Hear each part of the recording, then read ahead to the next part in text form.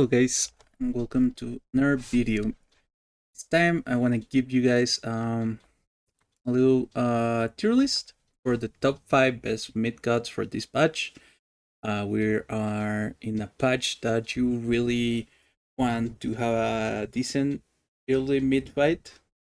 Like you want to have a lot of control too, because there's a lot of fights going on around minute 6 for like the beacon control. The beacon opens actually at 7:30, but like the night arrives at 6 minutes. But basically, you kind of want to fight, or like you want to be able to fight. And this is why I think these cuts are gonna be the best you can do. First, I'm gonna do the honorable mentions. Because I think they're good, but they are not consistent enough to be good. Or sometimes they're just banned. For example, Suki. Suki is an honorable mention for two things because he is always banned, or he's also picked by other roles like jungle or solo.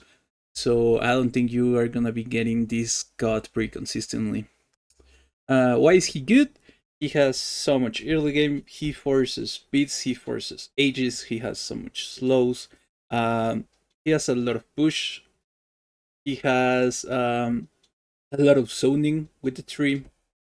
You pretty much win every 1v1 against every mid laner outside of like Uller or like Merlin, because Merlin is just is just broken. But like with this character, you are able to do a lot of things. What will you build? First of all, you don't go aspect, you go normal Suki, and you want to be building. Your starter item is always gonna be bluestone with axe. No, this axe or here. This axe. You get 3 health potions, and your relic, it just depends. It can go beats, it can go ages. Usually, I think beats is always gonna be option. And then your build is gonna be, of course, the upgraded bluestone. I really like this build. I know some people really. I think I have an opinion that might be a hot take. I think Hydras is overrated on this character. I really think Hydras is really overrated on this character. I think it's better to go for some scaling like Transcendence into Janus that gives you enough cooldown and also the resets on your ult. Or whenever you get a kill or an assist, which feels really, really nice. It's basically the Spear of Desolation of physicals. And then I like going Crusher into Heartseeker.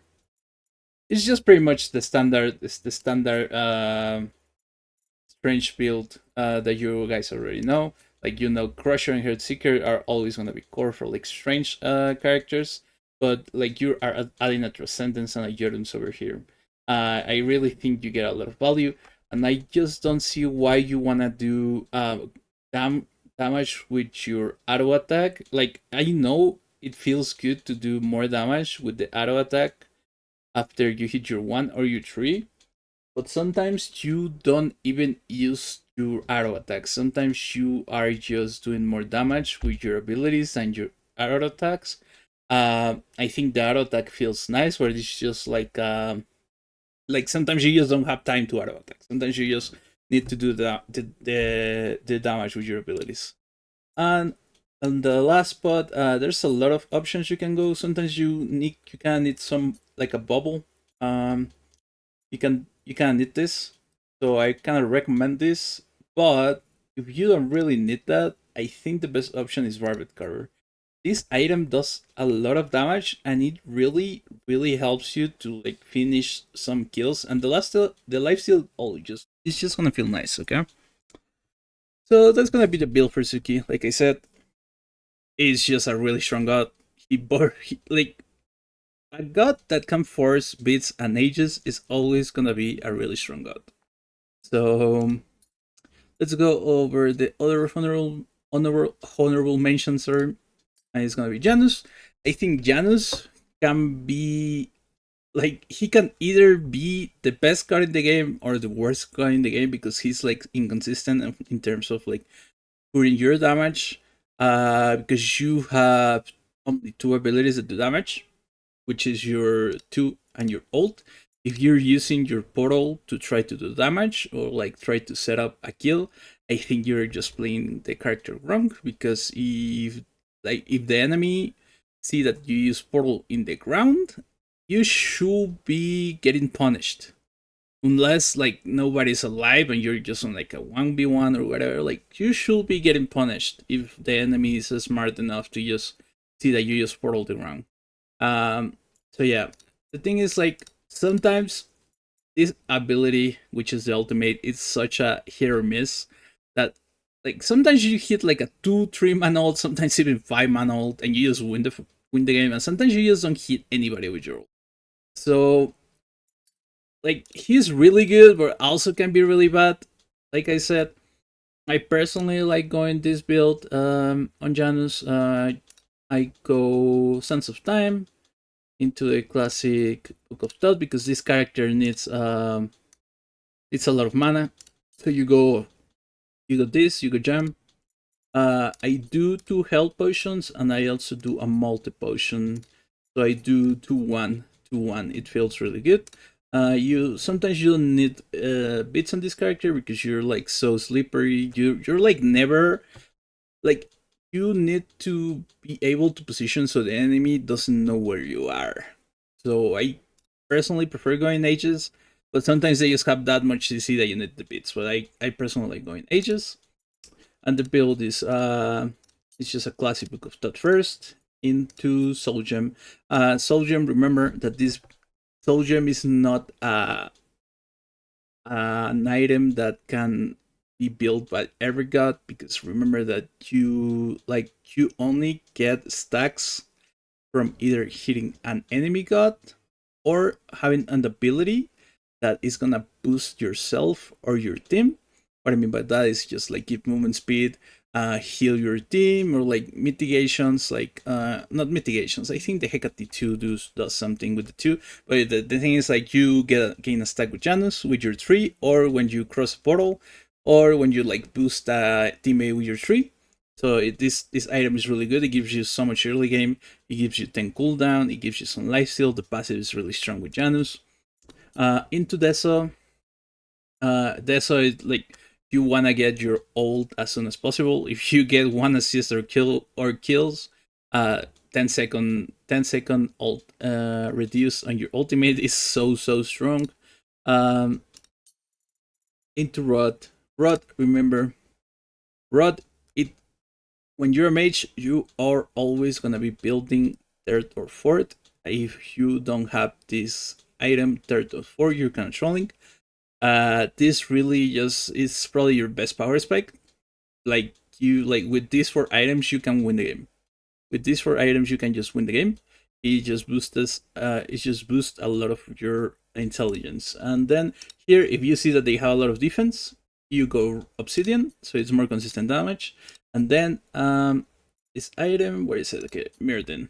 Okay, so Merlin. Merlin can win you the game if you use it properly. There's a lot of clips that I have made from my stream, from my games, from my videos, that you can see that I just one-shot either 1 or at least 3 people with the Merlin. You just ult, press Merlin, and you double 2 after you cross the portal. And that should be like, if you hit everybody, it's a pentakill. Like if you literally hit everybody, it's a pentakill for sure. But you should be able to at least take 1 or 2 if you play this properly. If you take 1, it's enough. You already got like enough value. And remember, last patch they reduced the cooldown of this item. It was like 120 seconds, and now it's 80 seconds. So you should be able to have it every team fight. So I really like this. I really recommend this build. And like I said, Janus is not a consistent god, so let's just say it, if you are feeling the Janus, play Janus. If you are not feeling it, just don't play it. But let's go over the top 5. I've been playing this a lot on stream. I think it's really good, but I know a lot of people is gonna be like, "Are you sure?" But I think Anhur mid is really, really strong. Why? They've been buffing this character every patch to a point that the ult is on a 70-second cooldown, and if you build cooldown, you have your ult like every 40 or 50 seconds, which I think it's insane. And the ult does at least 1,000 damage or more late game, which is like you just shoot it, like you put your pillar on somebody, and you don't even need to impel them. You just put your pillar for the slow, you ult, and you get like crazy damage value on a carry or an assassin. You don't hit as hard to a tanks, but you are still an ADC that is building strange. So your arrows should be hitting for like 200, 300. You just don't have attack speed. So it's kind of hard to kill tanks, but I think you do get a lot of value from the ultimate. Um, I've been playing it a lot on stream, and I've been getting like really good results on it. So let's go over the build. This used to be Anhur mid used to be a thing on Smite 1 a lot. Um, but wait, okay, never mind. But the thing is, like, after they changed the ultimate didn't feel as strong when you hit it, but now they buff it to a point that I think it should be strong enough to just like hit it for sure. You go Bluestone for the early clear. And by the way you play this character is if you see like, if there's a mage in front of you, like if you see the mage on the first wave in front of you, you go and you go arrow him and you impale him and you just 1v1 him. Like your goal is to win early game because the mage is just gonna outscale you. You should be able to snowball if you play this properly because you're gonna think, oh, but the mage has more range than me. But early game, the mage has a worse clear and he doesn't hit as hard as you. Your autos hit for like 70 when you use the passive. So the mage cannot really walk up and do anything to you. So you do this start with triple health potion, and you wanna go it's over here. So this will be your starter item. Of course, you get your Bluestone, and again, I really like Transcendence. I know some people like going Oathsworn because it gives you like pretty good early game. Personally, I really like Transcendence. It scales like way too much, and then again, we're gonna go with like a similar build to the Tsukuyomi. Again, the Janus is the item that is gonna give you the most cooldown when you're building strange. It gives you 25 cooldown rate. There's no item. There's no other item that is gonna give you as much cooldown as Janus. That's why I really like it. And like I said, your ult is gonna be on a really low cooldown once you put points on it. So I like it. I really like it. Into Crusher. Into here I really like going Titans first because like you don't really like you have two abilities to proc your items outside of your jump or your jump is your escape. I like going Titans here, so you do more damage with your auto attacks and your ult just hits harder. And then I do like the Heartseeker fifth. Usually it's the other way, but you don't have that much abilities. You're kind of like a Janus, but like if that makes sense, like you only have two abilities to do damage. So I like the Titans for it. And then here, I really like going Odysseus Bow. Uh, so you have some attack speed on your build for late game. Your abilities hit hard. You have attack speed, and your oboe procs are gonna hit pretty hard. So this is the Anhur build from it. Like I said, it feels really strong. You need to play aggressive, if that makes sense. If you're playing this character and you're playing to farm, uh, you're like it's gonna feel weak at some point because you're gonna get outscaled. But if you play with enough aggressiveness, this character just feels really, really strong. So now, let's go over the number 4. I think Zeus went a little up on this tier list since this patch because you have the ultimate that you want to fight on mid, right? If the people start stacking on mid, if there's like 2 or 3 people stacking on mid for the beacon, if you chain lightning them, the game's over. You win. They should be dead. It has pretty good early game. It has also pretty good late game. The ult covers all the beacon area. So I think Zeus is gonna gain a lot of value this patch. It's just like a strong character, like, and if they are grouped on mid and you hit your one, like I said, you probably just won the team fight for your team by yourself. So that's the strange of Zeus. Let's go over the build. I've been liking this build a lot lately. It's Sands of Time into Book, into Health Potions. This character doesn't really use a lot of mana, so you don't need anything else. And I prefer Aegis, so you can like if they go on you pretty hard, you can like alter yourself and Aegis in place. But sometimes they have an Ares or whatever, so you go bits. Again, like just think about like watching it, and you pick your relic. So you're gonna have this pendulum. It's always gonna be pendulum. Book of Thought, and then you wanna go Deso. Why? So you got a lot of cooldowns if you get a kill or an assist, and then this item is not built enough, but it hits pretty hard. Especially it combines really well with Zeus one because it's basically a double chain lightning. If the enemy is group and you hit your one and you get a divine proc on them, that should be hitting pretty hard, especially late game. If you get to late game, these divine rune procs are gonna be hitting for like 200 each, and like it can hit, like remember it can hit the same target more than once.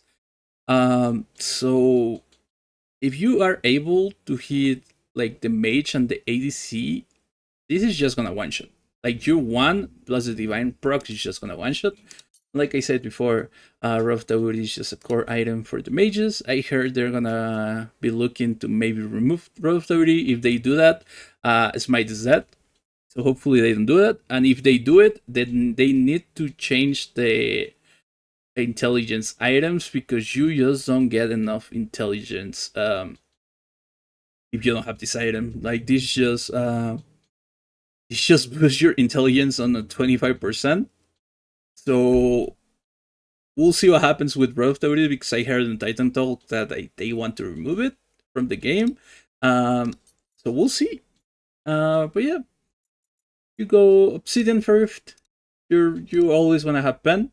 Remember, there's only 2 pen items in the game outside of Totem and Executioner. But like the core pen items for mages or ADCs is always gonna be Obsidian or Titan's Vein. And then your last item can be a lot of things. I personally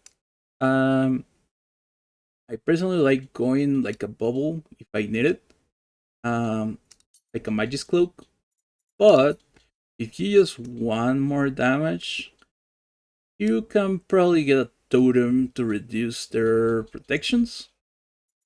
But let's just go with Merlin, so you get a double 3. It's just like more satisfaction, if that makes sense. Like, if you just get a double detonate, like surely that feels good, no? But like this item can be anything. It can be like Dreamer's Idol if you feel like it. It can be pretty much anything. Let's just go with Merlin for now. This one is kind of just up to you guys. Just do as you want. This is the core build. Just do as you want with your last item. So who's the third place? The third place is gonna be Anhur Hunter. But you guys probably know that this character is just gonna be OP until Smite 2 dies, which hopefully Smite 2 doesn't die. Again, what's the strange about Neith? The ultimate. The ultimate is just like global ultimates are always gonna be really strong in this game because the map is pretty big. You press one button, you aim, you hit somebody, and it's an invisible ult that can probably set up your team for a kill, or you can just secure a kill on a character that is like really, really low.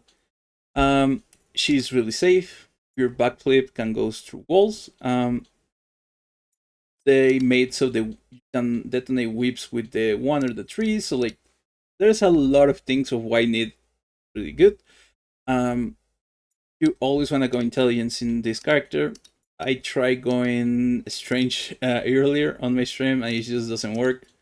So yeah, just remind, like with Neith, you also need to be really you need to focus a lot in when to help your teammates, because if you are not using enough your ultimate, you're just playing the character wrong. So try to play attention to the map, and I promise you, you're gonna be winning most of your games because this character is just gonna be really annoying to deal against with.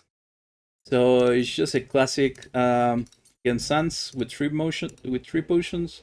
Usually you wanna go bits because if they have like an Awilix, like you don't have a CC immunity. If they have an Awilix, Ares, whatever, like you kinda just die basically on this character if you don't have bits. But this time the build is gonna change because you wanna go Chronos Pendant first, so you get the most value you can with your ultimate. And also you wanna go just focus. So you like this combine gives you, okay, if this is this. Okay, so when you have 3 items, you have 10, 25, and 20. Which, if my maths works, that is 55 cooldown plus the every 10 seconds that takes 1 second of your ability cooldowns from Chronos Pen. That is a lot of cooldown. You should be having your ultimate like every 60 seconds or less. So you are gonna be brawling a lot, and this build is just really good. Like these two items are just really good for this patch because it's just like so low cooldown that you are gonna be able to brawl that beacon at 6 minutes. Really good. Like you're gonna be really useful for your team. You are gonna be able to spam a lot of your abilities. And then you go a Rot Dirt, because this Rot gives you some mana regen and also some max mana. And then you wanna go Obsidian here into a possible Spear of Desolation for more cooldown, and Spear of Desolation just gives you 100 in. It gives you like like Spear of Desolation is just an insane item. Like you should get it almost every game. And then I like going river here because people has been building a lot of health lately. So I think since your intelligence is not that high because you don't have like a book of thought, and like anything like another item like a polynomicon or things that gives you very good scaling. I think river is the solution for that because if they are building a lot of health, your river should be proccing at least, like if they have 200 health more than you, your river procs for like 120, which is already pretty good. If they have more health, river procs all for like 400. So it feels really, really good for me. So yeah, play Neith. It's probably gonna win you a lot of games. The problem is that sometimes you do die a lot because the backflip is really telegraphed. So if the enemy wants you dead, you're probably gonna be dead. But if your team plays around you, you should be chilling also. So you can play Neith. And then we can go over the number 2, which is after playing Eset. I think she is a little overtuned. The 1 and the 2 is on a 10-second cooldown. And I don't remember exactly if those were the numbers on Smite 1. But I think that's pretty crazy that this is just on a 10-second cooldown.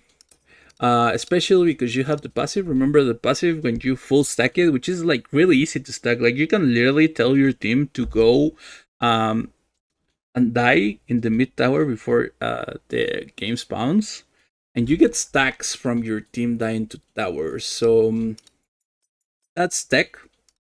Um, so you get ten, uh, a 10, how's it called?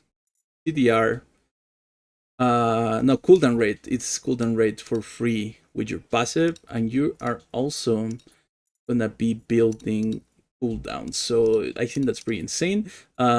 She provides a silence, a stun, and mitigations with her ult, with a heal and a huge damage input.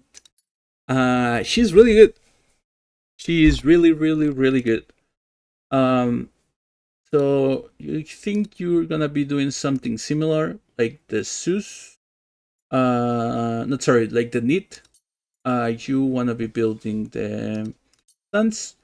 If you go conduit, you do a full clear on the first wave without being able to do anything. But if you go sands and you use your one on the wave and you won the wave and then you hit your empowered auto attack in the archers, you do a full clear basically without having conduit. And sands is just gonna it's just a better start item.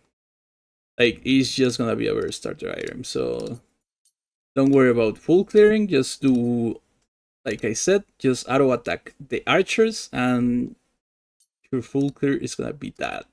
Uh, Again, it's just gonna be it's gonna be a classic in this patch. I'm pretty sure. The Chronos Pendant Giant Focus is just gonna be a classic because how much cooldown and um, how strong you feel on the first 15 minutes with this much cooldown, because you are just able to brawl constantly. Like you can just win fights because your cooldowns are so low that sometimes even on the beacon fight you are able to ult twice with this build. It's just like really, really strong.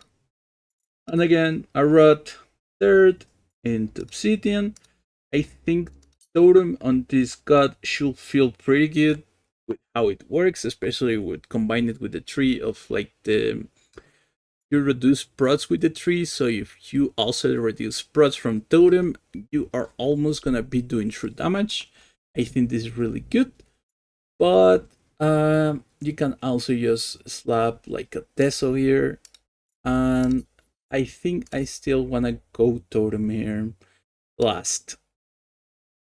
Um, you are gonna be doing true damage with this build. Basically, your team is also gonna be able to do true damage because remember the tree. It says that it reduces magical protections on a 10%. Totem reduces protections on like a 36%, if I remember correctly. So that's less 46% prots. And if you have obsidian, like it's a lot of like your abilities hit pretty hard. Like they can be as tanky as they want. And this god is just gonna be hitting hard, and it's also gonna be providing so much things for your team. You should be able to help your ADC be unkillable on team fights. And then again, this is not a surprise for anybody. The best mid of the patch, it's still Merlin, and it's probably the only character that is able to still abuse Poly. Poly got a nerf that it actually hit most of mages. You were able to build Poly on almost every character and make it work because you will build like Polynomicon, Chronos Pendant Deso, and you will just spam your abilities and your Polynomicon will be hitting more. Will be hitting for more damage than your abilities. That was the point of Poly. Now nobody can do that outside of Merlin. And again, Merlin is just like you have so many abilities. You have Polynomicon, which is such a strong item when you are able to abuse it. Um, and there's not a lot of to say about this god. He's safe. The flicker on eyes reduce your cooldowns by 5 seconds. This god is just insanely good. A good Merlin player is gonna win you the game if you have Merlin on your team. So you can be that Merlin player, and you can win the game for your team. So I invite you to play Merlin if he is not banned. So let's go over the starter items. It's just a classic Sense of Time. Into Polynomicon first. Sorry. This character does use a multi-potion instead of 3 healths because he is really mana hungry. What you do on the first wave is you arcane 1 the wave, and then you fire 1 the wave, and the wave is already gone. So you have a lot of push, a lot of tempo. You are gonna be on hitting that first camp with your jungler before the enemy mid, like on a 2 or 3 seconds advantage. So Merlin is really good, guys. Again, Polynomicon first, remember. You are able to hit Polynomicon with all your abilities. If I recommend really using the ice stance when you're going this build.